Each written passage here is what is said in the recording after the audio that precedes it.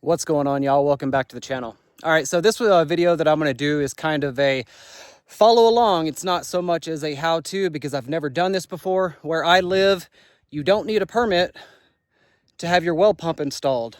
You do for to get the well drilled, but not to install the well pump. So I figured I would go ahead and tackle that and save us some money. Napkin math says that I should save about at least $3,000 doing this myself.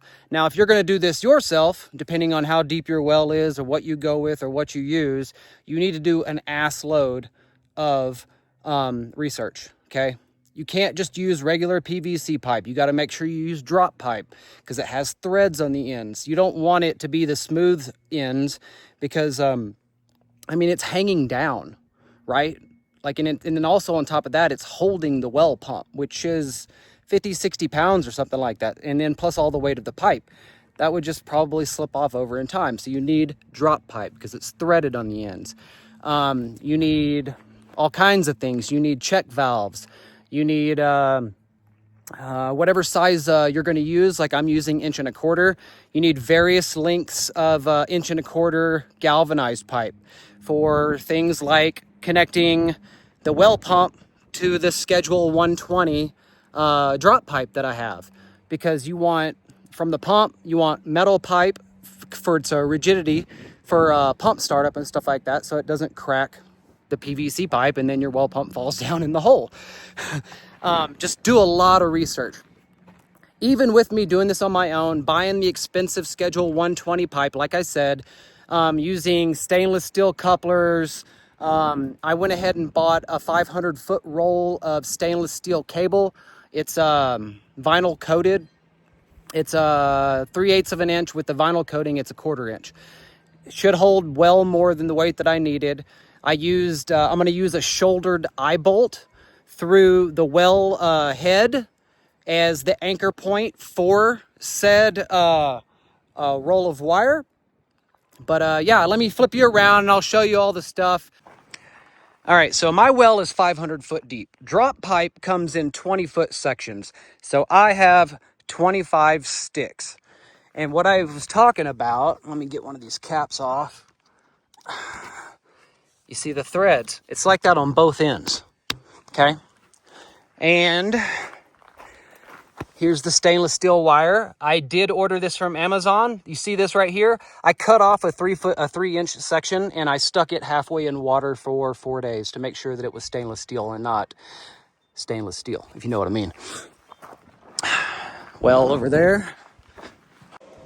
All right, and here's the well pump here. So I just have it hooked up to the solar, and then I have this rough wired up because in the instruction manual, you want to test the pump to make sure it pumps water before you put it down a 500-foot hole or whatever the depth of yours may or may not be. But yeah, so you get the charge controller / inverter, and you got communication ports and that for keyboard, and there's a level sensor and all kinds of stuff. Obviously, pump motor, the pump, and then you get a bag of goodies. This is a float right here that you can hook up so that if you're like pumping into a cistern, the float will tell it when it's full and it'll shut the pump off.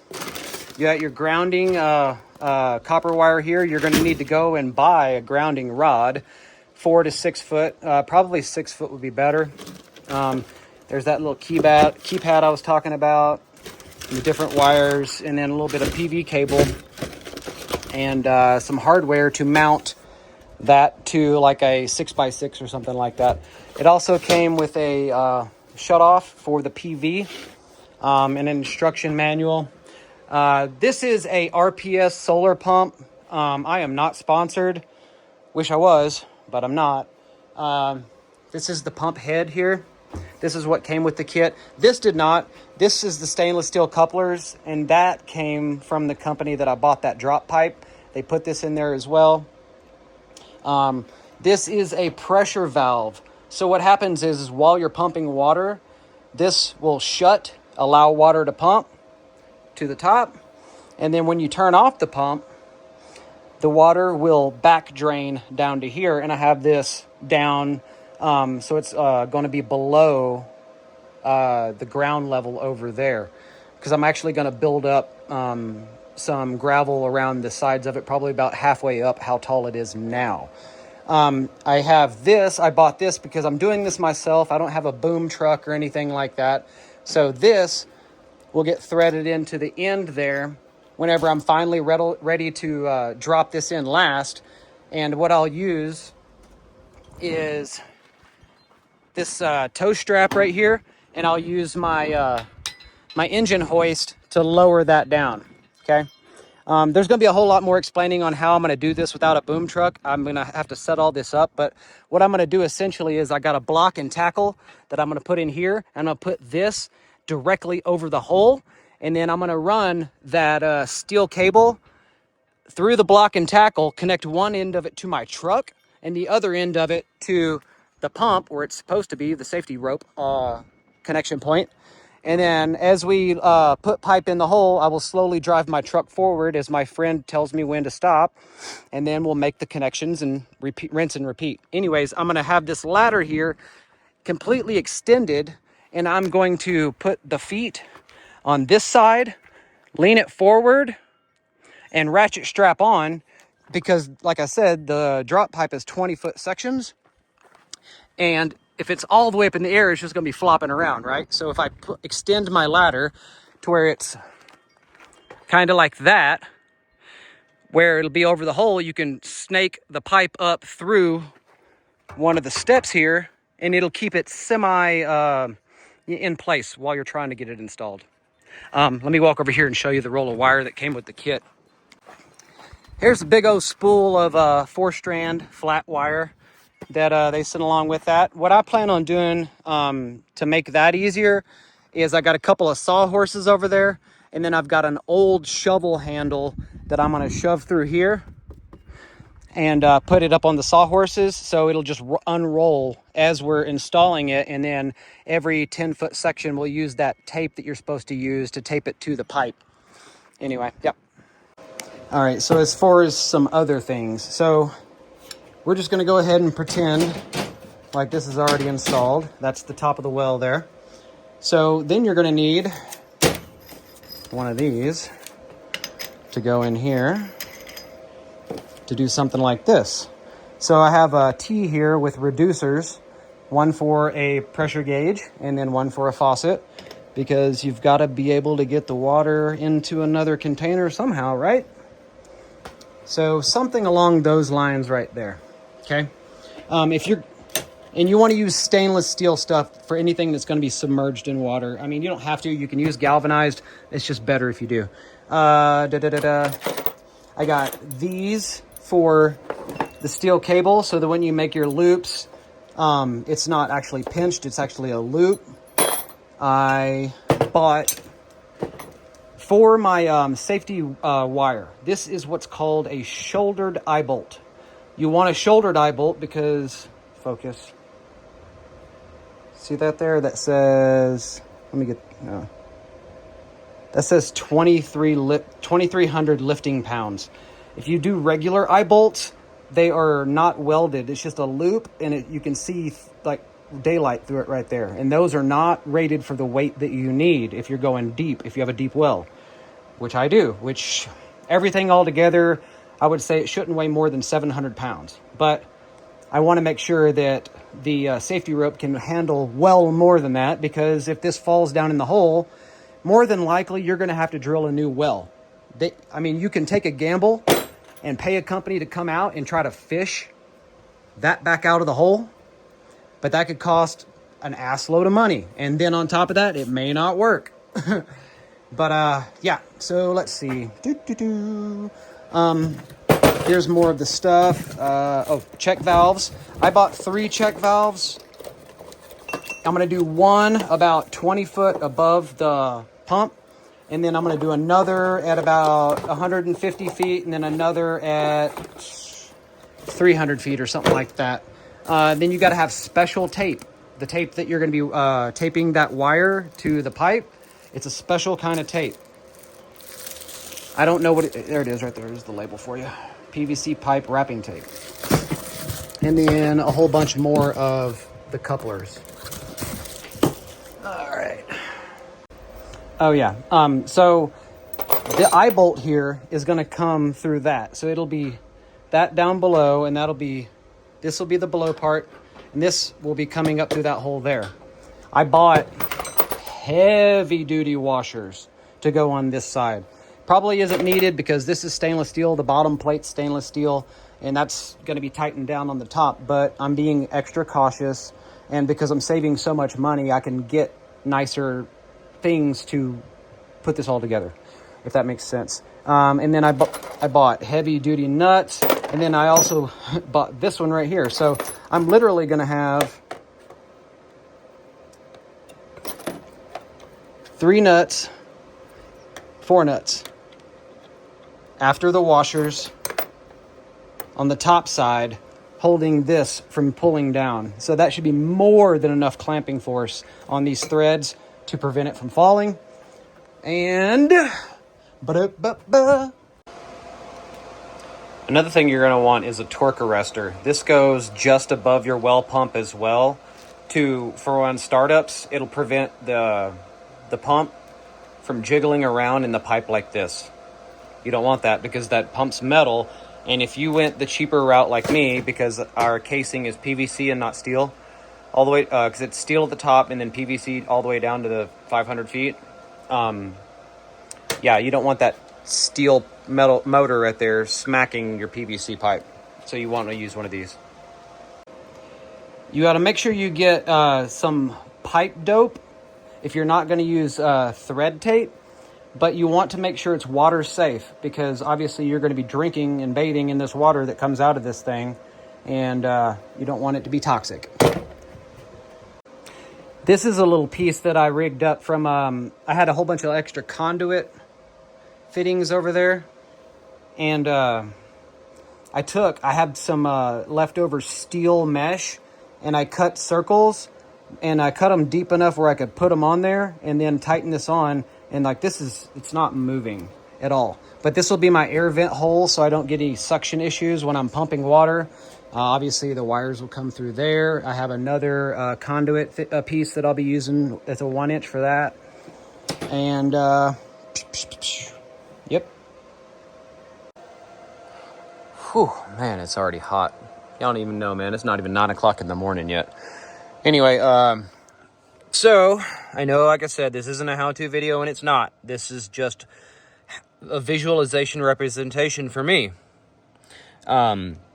So I drew this up last night. So obviously well pump, and then I got a 12-inch section of a galvanized for the first connection, coupler, and then I got drop pipe.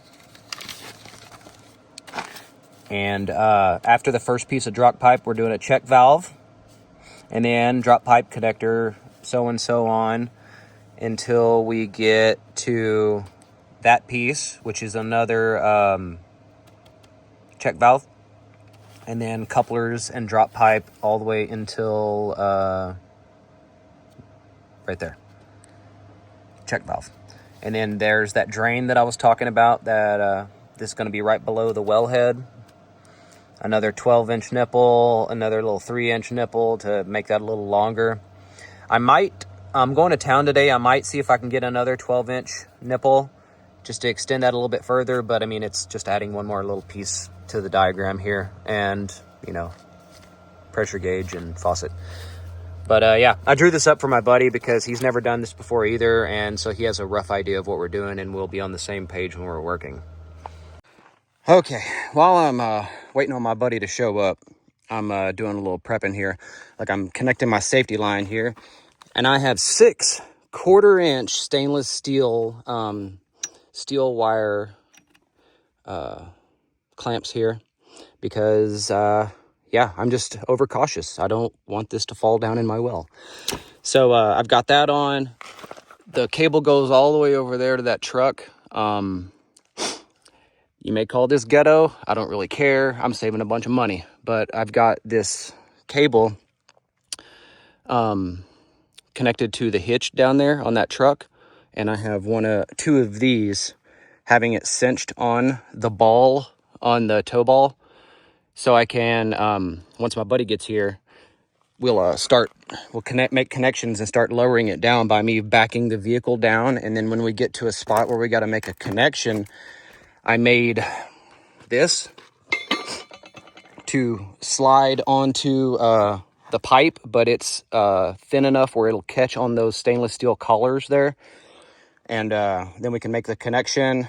I will pull the truck forward a couple inches. He'll remove that, and we'll just continue dropping the pipe down using this snatch block here. So it's a direct pull, like straight up and down, vertical.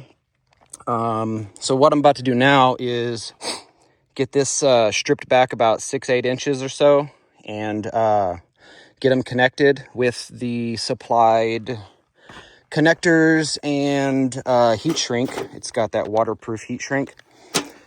But and then once I'm done with that, I'm gonna wrap those clamps with the supplied special electrical tape there.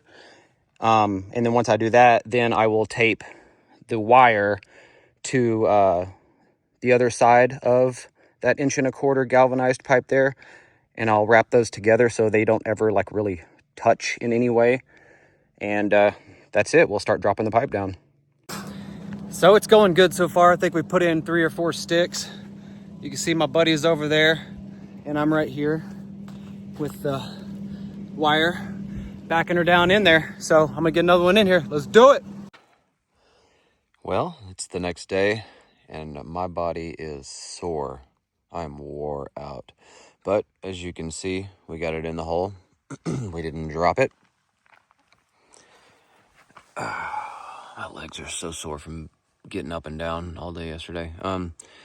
So as you can see here, I got those heavy washers and then those 4 nuts there, ensuring that this shoulder bolt never drops.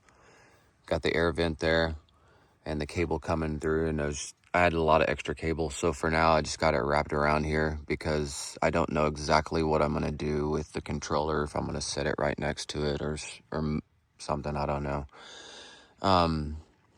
But yeah, I don't know if I'm going to keep the faucet like this. I was at the hardware store and I found an adapter that would go from 1.25" to a 2". And then I have some hoses that I used for my water haul. They're a 2" water hose, and you can adapt one of those adapters on there. So I don't know if I want to run one of those all the way to my cistern on the other side of that tree when I need to fill that up.